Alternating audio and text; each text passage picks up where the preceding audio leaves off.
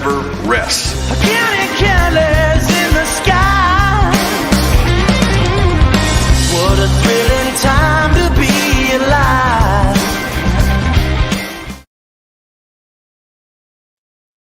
What's going on, everybody? Sunday night here, the last Sunday night of the month of June, and a lot to talk about. It's the Georgia show here on the DawgsHQ channel. Welcome in. I'm Jake Roos. He is Rusty Mansell.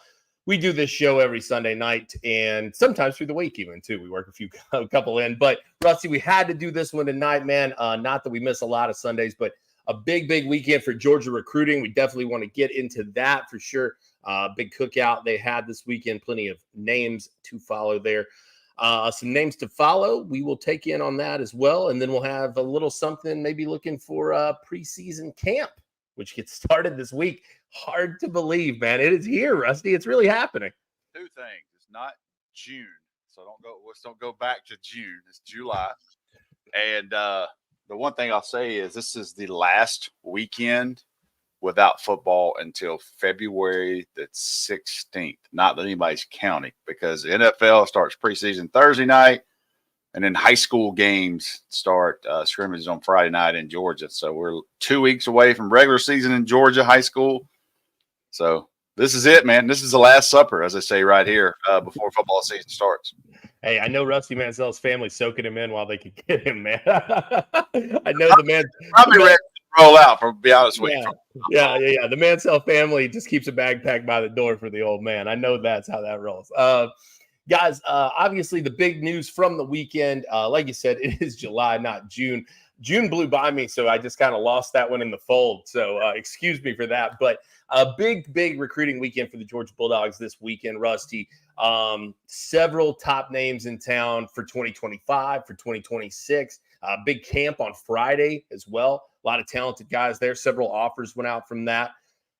Let's just start with your thoughts on what was the final recruiting event of the summer for the Georgia Bulldogs. Everybody getting ready to dive back in, getting ready to move into a dead period here. So no on-campus stuff until games get started. Can't come on to campus. Guys get out and watch Friday night games, that kind of thing. So one big last hurrah here. And this will be not on the books next year. You don't get to do this next year. Yeah, this is done. And it's the NCAA doesn't do a lot of things right, but this one is one of those. You know what I mean? Like the high school coaches don't want their kids working out. Georgia doesn't want to have to take a weekend off to invite these kids up. They're preparing for fall camp, which starts on Tuesday or Wednesday.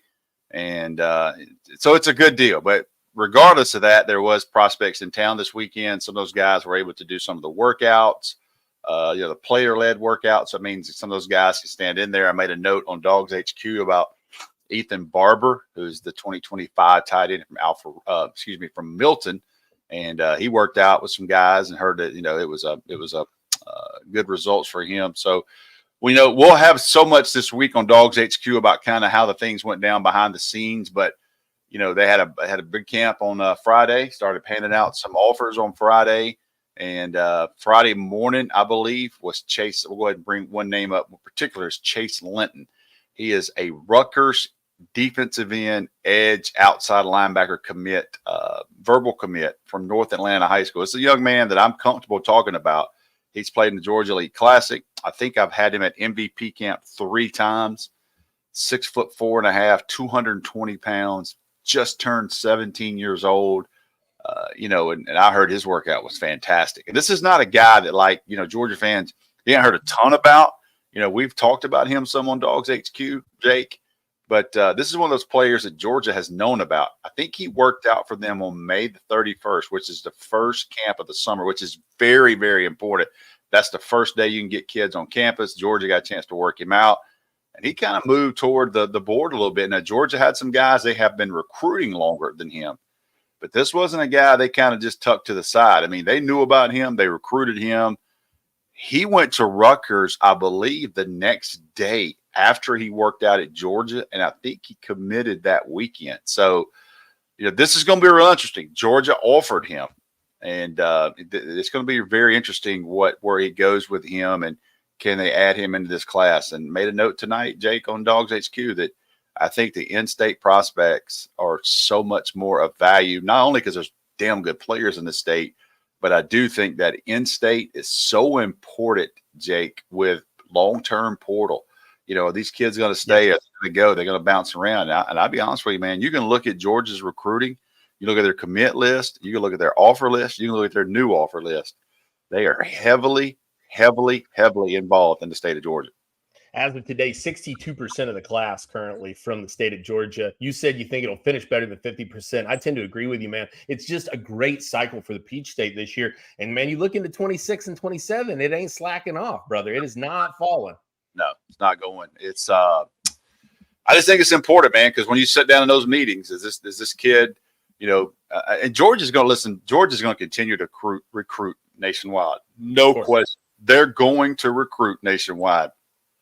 But I wonder, Jake, if they get into these battles and you're in the final 2 or 3 for a kid out west, if you're in final 2 or 3 for a kid up north, you know, and you got a kid right here from Irwin County, you got a kid right here from North Atlanta, you have worked them out. You know the data on them, kind of what's the thought process there. But I can tell you just from looking at this class on paper and seeing the amount of offers, I mean, I'm telling you, there's a lot of focus on in-state. Yeah, you mentioned Irwin County, and I thought that was interesting. You brought that up. A great update from our guy, Jeremy Johnson, over at DawgsHQ from Shane Marshall, a Minnesota running back commit. I got to tell you, Rusty, this was not a name I was super familiar with until we heard that he was going to camp. I went and turned the tape on. Shane Marshall can move, brother. Yeah. Put Shane Marshall at Grayson. And what do you think? What they well, yes, we're talking about a whole different ball game. And that's the kind of the beauty of South Georgia. Like that guy just plays football, man. He's going to let his cards play, and he went and worked out for Georgia and those types of things. So we'll see how that goes. But you know, there's a lot of pluses at playing somewhere like Grayson, and there's a lot of pluses playing somewhere like Irwin County. You know what I mean? It's not a bad thing, but you put him in a bigger media market sort of up here, and everybody's seen him. I think people that are turning on the tape tonight, people from DawgsHQ. If you're a member of DawgsHQ, go look at those numbers I posted on Shane Marshall earlier today, and that I was like, holy smokes, man! Didn't know a ton about him until probably about a week ago, just to be honest. And you know, Minnesota's going around going, please God, please. Yeah, and you mentioned that South Georgia thing, man. But again, like you said, there's advantages to all of it, man. They came down and they found a kid down in Irwin County, man. If you can play, they will come and find you. I promise you, no matter where you are in this state. Rashad Bateman, Tiff County. Exactly. Absolutely. It had the same thought. They got him earlier. They got him committed earlier. Georgia was unable to get him flipped late. And they wanted that one bad, and they hated it. I'll be honest with you.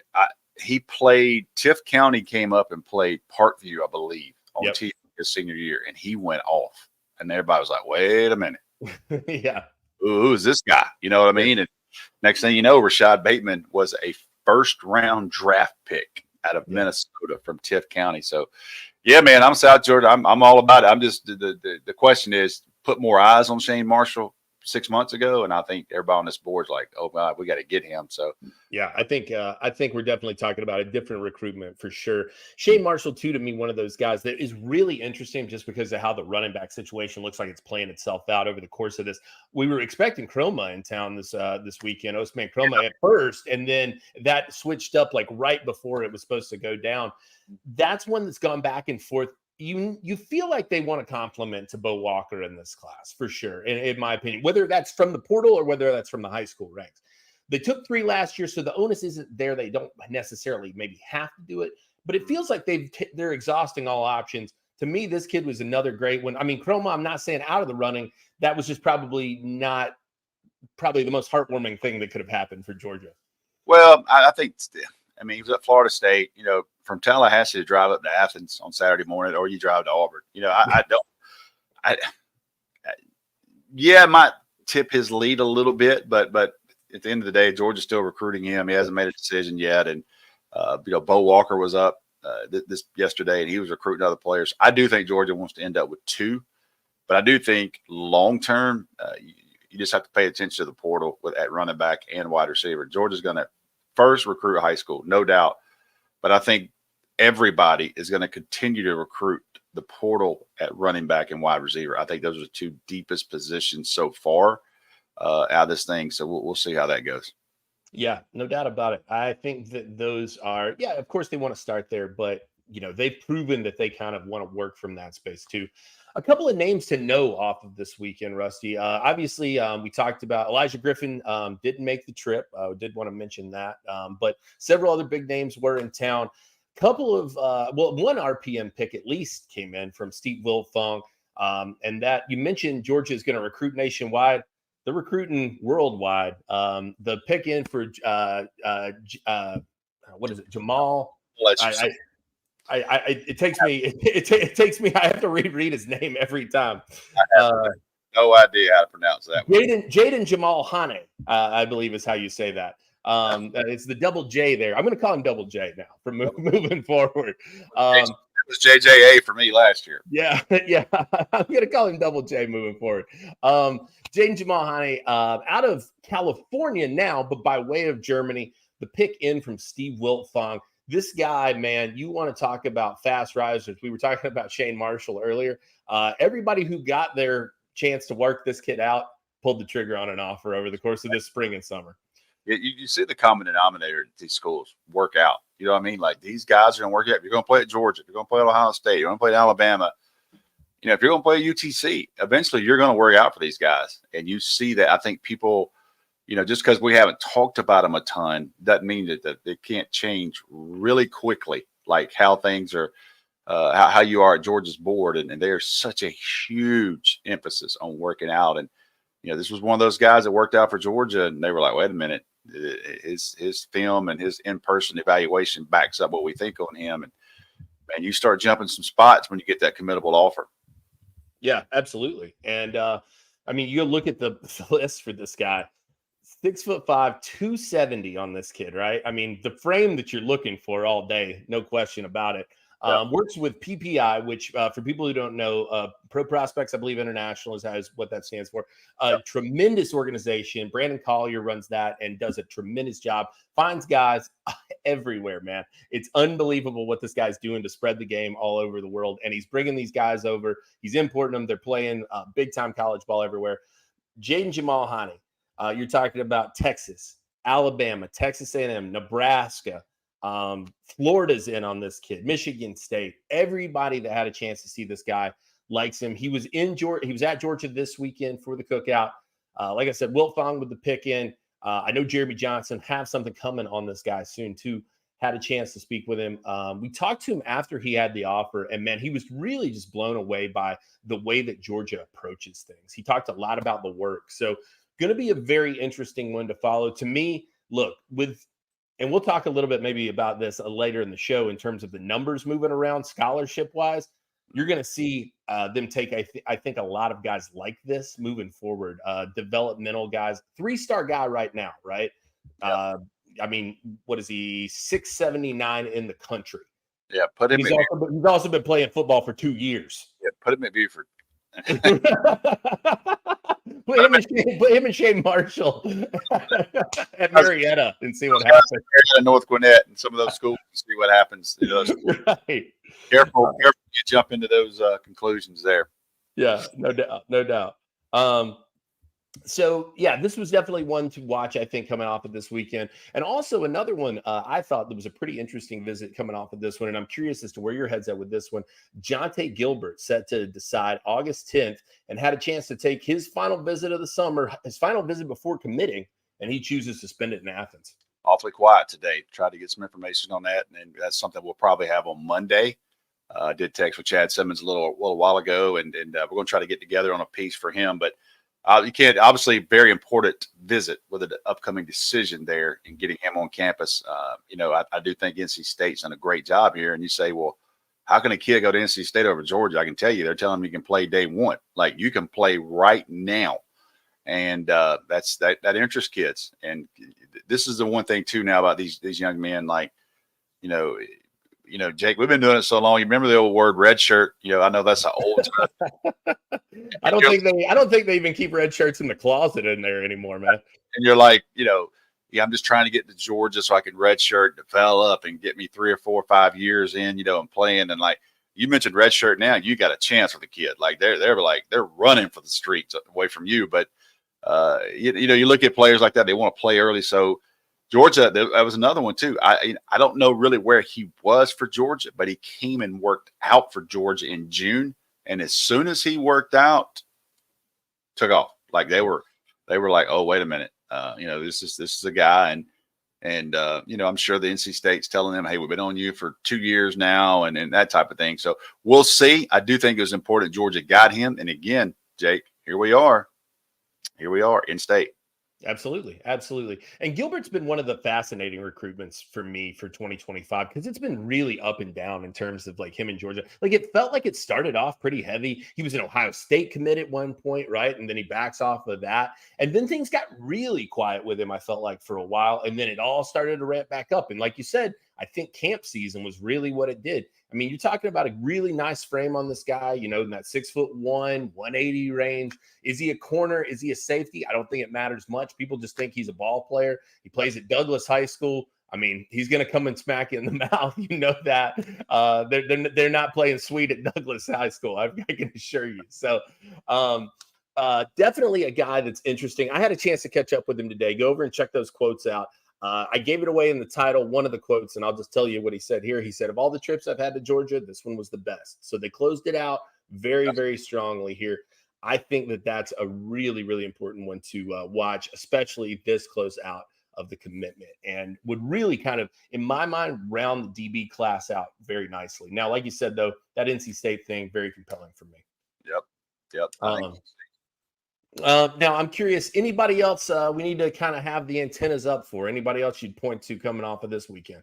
Not this weekend, but obviously a major decision coming up next Saturday. Juan Gadsden makes his decision. And that is you want to talk about a young man that has shut it down and doesn't talk to anyone. I was told, I guess, a couple reporters came to practice the other day from different sites, and he just said, look, I'm not talking, I'm not doing anything, and you guys will find out when I have my decision. So, Juan Gaston at Westlake High School, 6'8", 340 pounds, 350 pounds, whatever he is this week. He's one of those 1 percentile type humans. So, when you look at that, that's obviously, to me, that is a major decision coming up this week. Tennessee's in this thing, Oregon's in this thing, Georgia's heavily involved in this thing.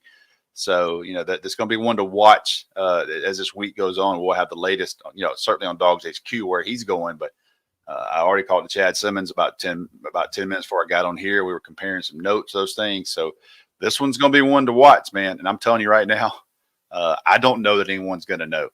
Just the way they've handled the last month and a half, you can go anywhere, and he's just not doing interviews with anybody. Hadn't done any interviews in a long time, I don't think. So this was going to be real interesting as it goes in, but don't mistake, this is a huge decision. And I know there's a ton of emphasis from Georgia on him in state. Big man, Georgia, O-line, D-line. That is where they have really tried to keep that focus. And this is one of those they have been locked in on for a while. So we'll see where it goes as the week goes on. If you have ever seen Juan Gaston in person, not hard to see why they've been locked in on that guy. I mean, just towers over everybody. He's so easy to spot from so far out. It's going to be interesting. My thing with him is, even when he was giving interviews, he didn't say much, and he hated doing it, man. He did not. And you could tell he was one of those guys, just no interest in the thing. He didn't want to go through the process. This is a guy who, if he could have just flown under the radar and signed, he would have been happy to do it. So for him, I'm actually happy that he's going to get it over with, because I know he's probably looking forward to having to stop and answer questions. But he stopped answering. He'll have people stop and come to his school. You know what I mean? Sure. Speaking of questions, you don't have to have any questions when you check in with our buddy over at myperfectfranchise.net. And that's Andy Ludy and those guys over there. Are you a displaced corporate executive or wanting to put your career in your own hands? Or are you an experienced entrepreneur wanting to diversify? Andy Ludy and myperfectfranchise.net can help.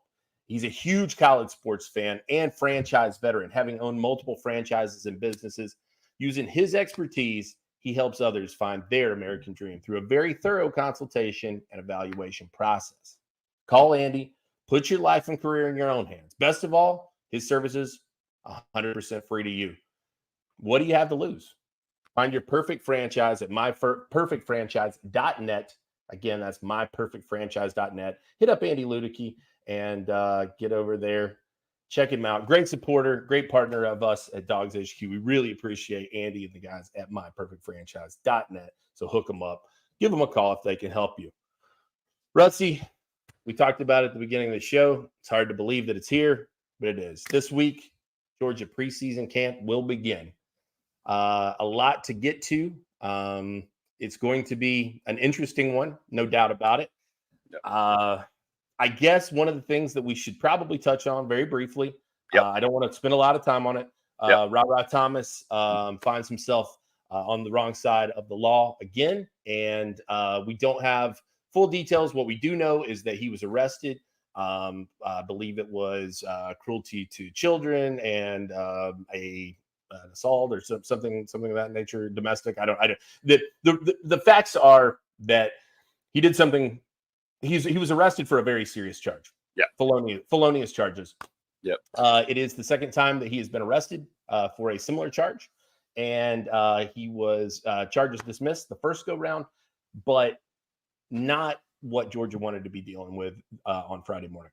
No, definitely not. And from the time we're talking about, I think he's still in jail. Talking about a source close to this weekend, he has been suspended indefinitely. That to me sounds like that's just a formality of whenever they get the paperwork, whatever they're trying to look for. I would be very surprised if he's a member of this team going forward. And we'll let the legal courts play out what happens with him and his future. So, heard a lot of different things this weekend. Doesn't matter, and I'm not trying to make it a kind of small talk. I'm just saying, I don't see him playing for the University of Georgia again. And that's what I'm reporting is what I don't think is going to happen.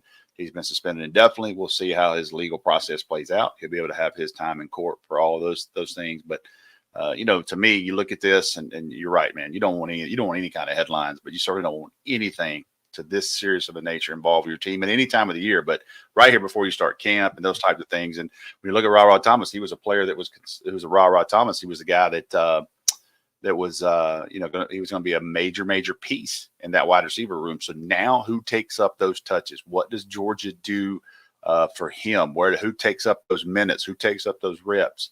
There's definitely some spots and targets open right there with him. So that's going to be one of the big kind of topics as fall camp starts. Georgia, if you are a member of the Classic City Collective, and that type of deal, you're going to get to see the first full pad practice, I believe, on Sunday the 4th. Is that next Sunday? I believe it is. Next Sunday. I believe it is. You will get to see the first full pad practice. I guarantee you the people there are going to be watching the wide receivers. Who is repping there? Because there's already kind of some questions. Lad McConkey's gone. Marcus Rosenby said St. Jack is gone. You look at Brock Bowers going, who is going to get those touches? You got a very experienced quarterback, and you got Kobe Young. So Dylan Brooks mentions right here, stepping in with the Miami transfer. Who is going to get those minutes? Who's going to get those reps? We're going to see pretty quickly, I think, in that first practice. I'm curious, Rusty, in your opinion, way too early, but camp hasn't even begun.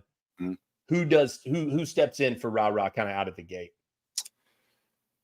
I don't know that they're going to have to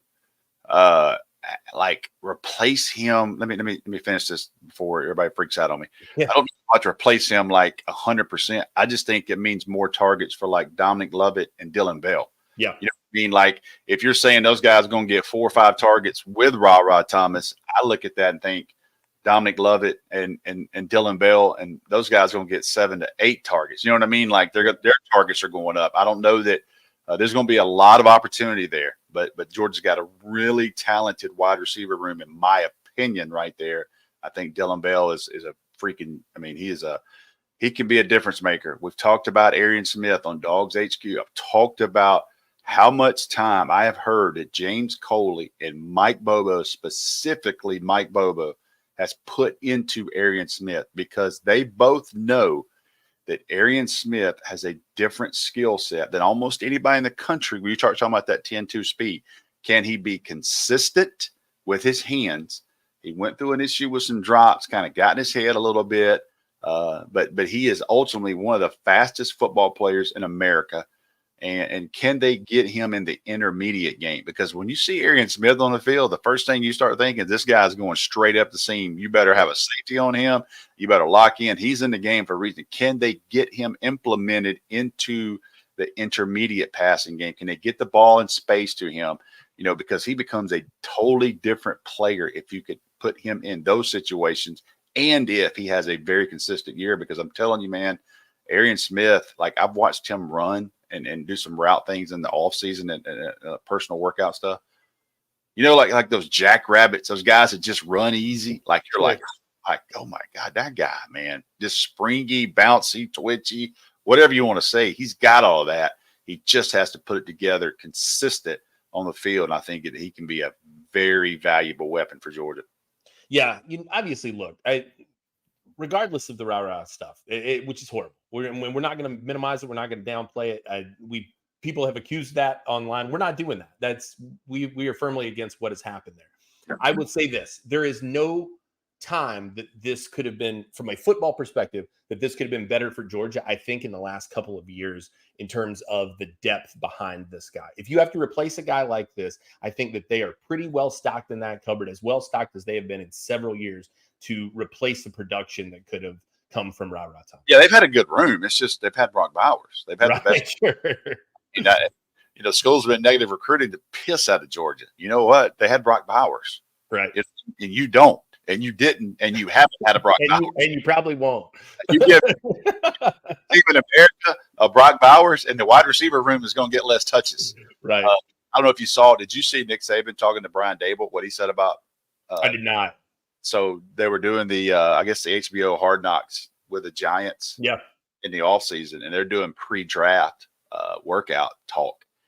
And Brian Dable called Nick Saban, and he said, started talking about Malik Neighbors and Brock Bowers. And he said, those are the two guys, Malik Neighbors from LSU and Brock Bowers. And he said, and I quote, I'm not saying it, but he said, they're a effing problem, both of them.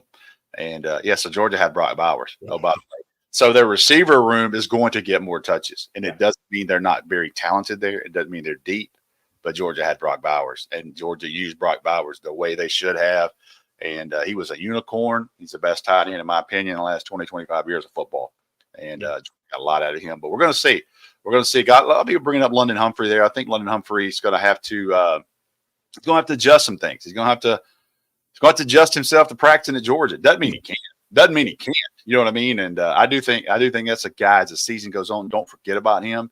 He might not be in the picture like right now, but don't give up quite on him yet. This young man can run. This young man can fly. He's another one transferred from Vanderbilt. I believe Georgia and Tennessee both tried to get him. He came to Georgia. So he won a couple of those battles and see where he is. But I do think Georgia's wide receiver room is pretty deep. I'm very interested in Arian Smith. And I don't know that he's going to get to the rotation. I don't know he's going to get to the rotation quite yet. I'm telling you right now, don't sleep on Jacoby White. I mean, everybody. Oh, yeah, you're going to do that to the people tonight, man. I love it. Don't sleep on Jacoby White before this year's over with, because I'm telling you, man, I talked to people. And listen, I saw Jacoby play. I think I had him on TV 3 times last year. And every time I had him on, I was like, man, that guy can freaking play, man. I mean, he's got change of direction. I mean, he's got it all. I mean, I was just really, really impressed when he plays both sides of the ball, all those things. So I'll tell you this, man, Georgia's got some depth there. I do think Arian Smith is a huge question mark, and how valuable he can even take that room even higher. Yeah, absolutely. Absolutely. So Jacoby White, I'm so glad you mentioned that. He's one of those guys, everybody I talked to was like, A, this kid is a problem. B, if this kid was like 1.5 inches taller, every school in America would have offered him. They were like, the fact that Georgia got him without that, they said it didn't really matter. They should have done it anyway, but this kid would have been widely known if that had been the case. Georgia found a great one in Jacoby White. I'm with you. I think he's sooner rather than later. You know what is funny? Well, not funny, but it's one of those deals. His family, he lives with and has lived with since he was, I think, 3 or 4 or 5 years old. I think his mom and dad both went to Alabama. So he grew up in Alabama. He told me that the first time we ever talked. He said, well, my dream school is Alabama. I want to go to Alabama. Yeah, huge huge Alabama family. Georgia, he goes and works out for Alabama, I think the day before, and they didn't offer. And he comes to Georgia that next day and they offer. And I'm telling you, it was one of those deals where, like, you know, I remember seeing him at the Corky Kell luncheon the first year, and he just had committed to Georgia. And I think his mom had one of those house divided, had a Georgia and Alabama tag on the front of her car. And they pulled up and I was like, hey, man. And the next time I saw them, there was a Georgia J. There was a G on the front of that car. So, you know, that family's definitely dogs now. But just like going there, but Kobe White, great kid. I've covered him now for 4 years. Played for Steve Gates, former Georgia offensive lineman in the early '90s. And but I do think Kobe White's a guy. Don't look at where we are August 31st. Just remember, it takes 17 games to win the national championship now. Sure. Almost. So a lot of guys are going to get in there. I do think Jerry Cano, I believe. Yeah. You know, Nitro, I think he's a little behind Jacoby as far as you want to see freshmen contributing. Not writing him off, but if I had to say right now which one of those freshmen contribute this year, I would say Jacoby White right now. Absolutely. And shout out to Cass High School too, man. On the come up, man. I'm loving Steve Gates out there doing some great work. And Dylan Brooks with a great comment. Jacoby got a damn good mustache too. You're looking like Rusty Mansell back in them Pepperell days, baby. Let's Prel on that Caterpillar, man. Get that thing soft. Hey, we're going to run the promo code up here, UGA1. You get 2 months for $1. We're going to quick hit some questions because I told people we would, Rusty. Let's bang through a few of these and see what we got here.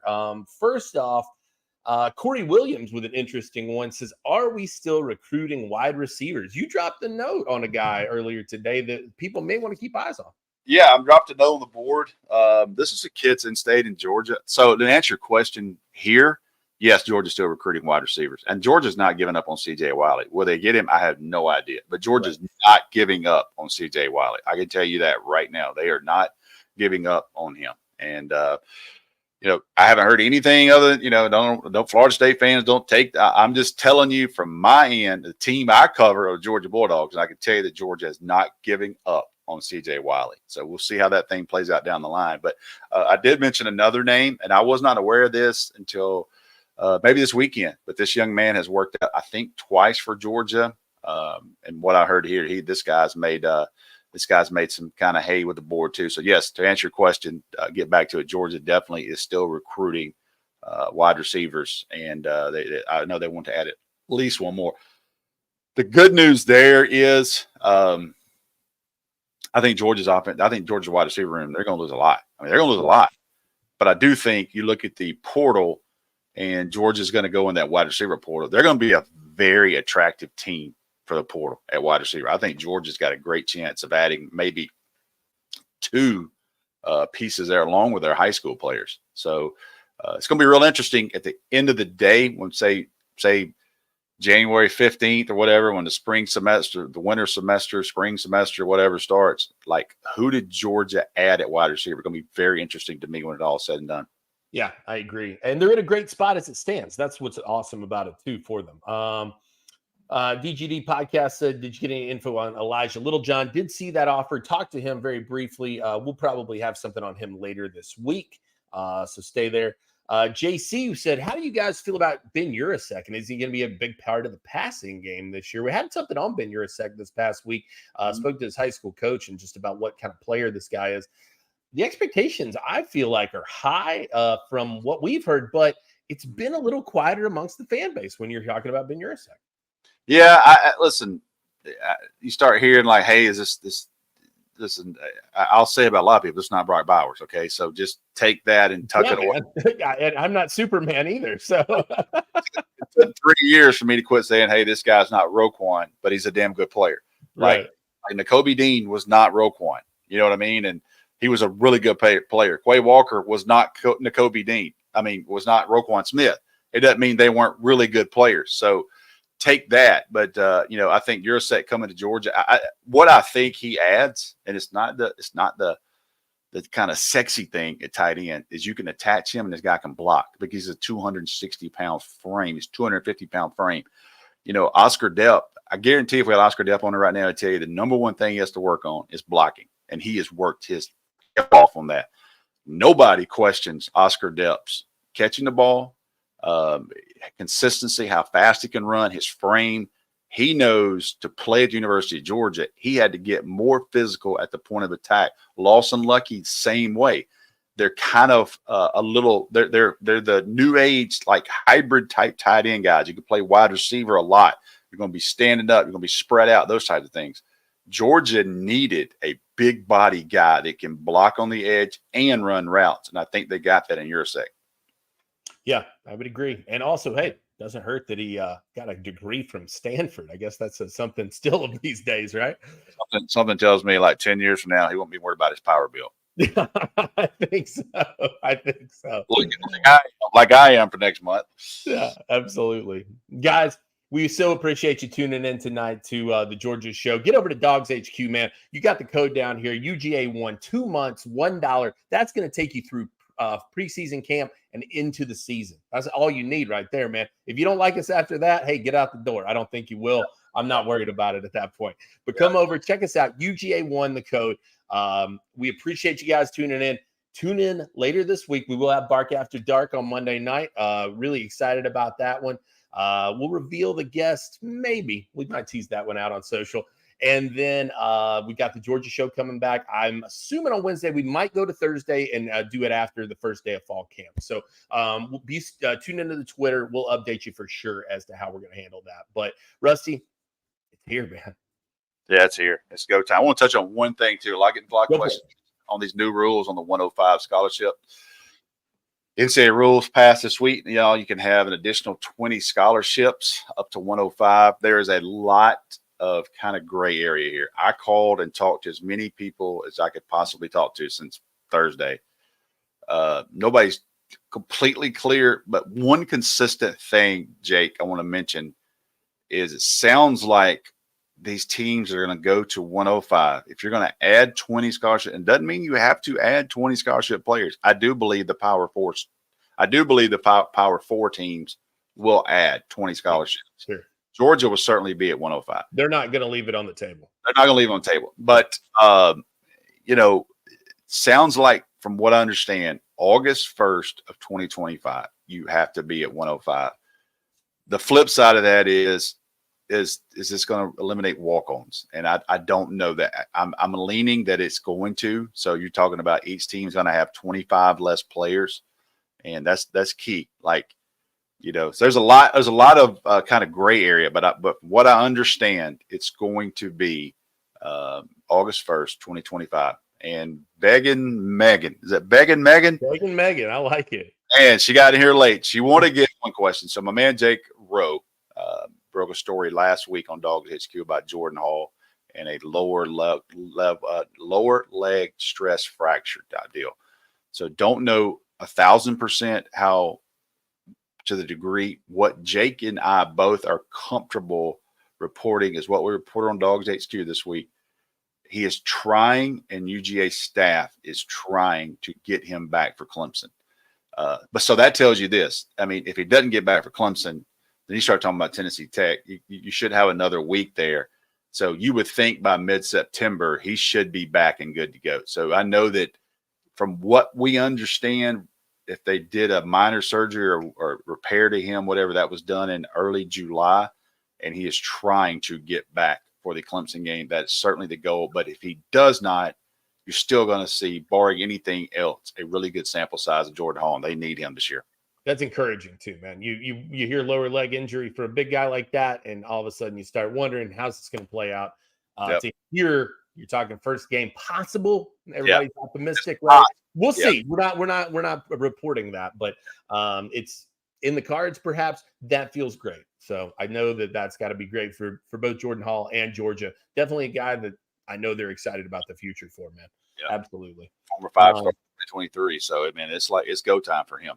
The questions keep rolling in, man. We're going to get to them. Look, get over to DawgsHQ. Use UGA1. We'll answer your question on the board. I promise we'll get it taken care of. We'll get you hooked up over there. For this episode of the Georgia Show, though, he's Rusty Mansell. I'm Jake Roos. Appreciate y'all tuning in.